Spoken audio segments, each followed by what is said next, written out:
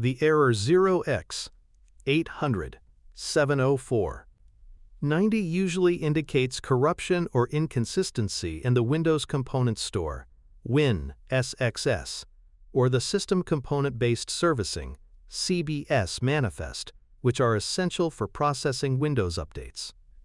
In plain terms, Windows can't verify or apply the update because some required system files or update configurations are damaged or missing. Here are the solutions for this error.